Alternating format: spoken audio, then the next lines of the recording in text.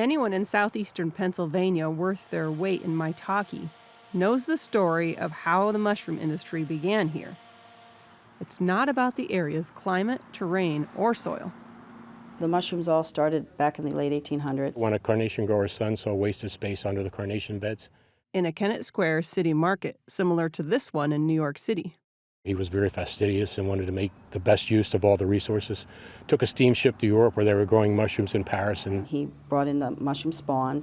so in 1902, Swain and a fellow named Harry Hicks built the first building specifically to grow mushrooms. Industry started to take root, support companies sprung up, and it just mushroomed into what it is today. Today, Pennsylvania is the nation's top producer of mushrooms, growing and picking 67% of the United States' 827 million pounds of the most commonly cultivated mushrooms, such as white button. California comes in a distant second, raising 11%. Chester County, and specifically the community of Kennett Square, have labeled themselves the mushroom capital of the world. The city of 6,000 holds an annual mushroom festival, serves mushroom-focused dishes in nearly every restaurant, and even has a mushroom-themed gift shop. It's great for the economy here in Chester County, and the industry probably employs 10,000 people, and it's amazing. There's always jobs. We need pickers, we need all kinds of people in the industry. Yet it's not always an easy business. A new report from the National Agricultural Statistics Service shows the volume of all U.S. mushrooms slipping 10% over the past 3 years.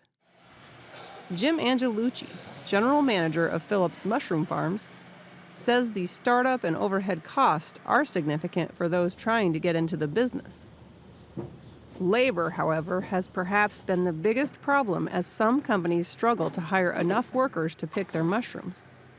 Like many dairy farmers, mushroom producers are not allowed to hire temporary international workers under the H-2A visa program because the work occurs year-round. Since we grow mushrooms 24/7, 365, we're not considered seasonal. My comment is, our crop's only 9 weeks long. We just elect to do it 6.5 times a year. If we don't do something, I consider it a national security issue. We've got to have labor, and we're going to lose the salad bowl in California if we don't get labor.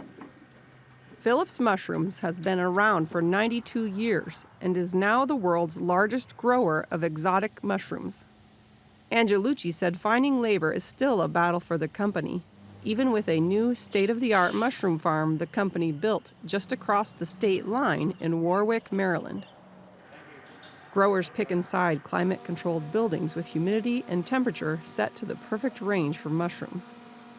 However, that doesn't isolate the company financially from consequences of extreme weather.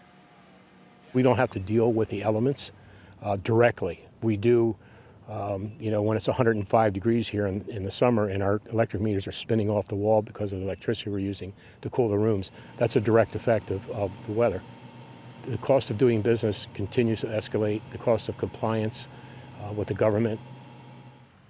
The Warwick facility, where additional buildings are still being constructed, features stainless steel rather than the traditional wooden growing shelves.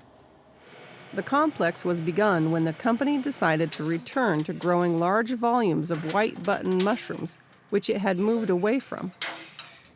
The stainless steel shelves are easier to wash down when the compost, or substrate, is changed after a batch of mushrooms is harvested. Our Maryland facility it's called the Dutch style of growing.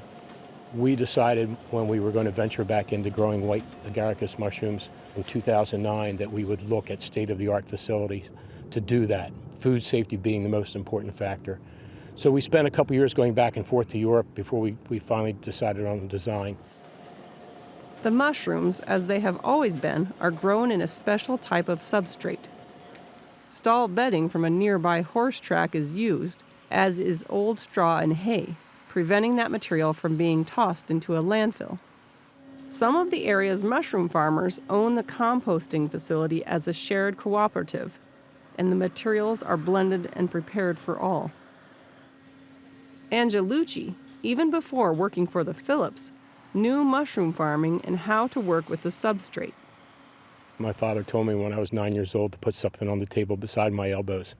So he took me down to our friend, mushroom farmer down the end of the street, the Avello brothers, and I was a little kid on top of the pile with a hose, making sure that we had enough water in the compost to make sure that it reacted properly.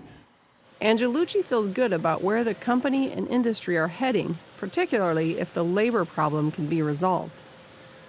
And recent studies point to a possible connection between eating white button mushrooms and inhibiting the development of breast cancer in older women. The Mushroom Council is encouraging Americans who are considering becoming vegetarians to instead blend chopped mushrooms into their ground meats, becoming blenditarians. It's actually not replacing meat. Research has shown that the increase in beef, because of the blend, they have incremental sales increase because people feel better about eating it now. A blenditarian is one who believes that the meaty, mighty mushroom makes meals more nutritious, delicious, and sustainable. For Market to Market, I'm Colleen Bradford Krantz.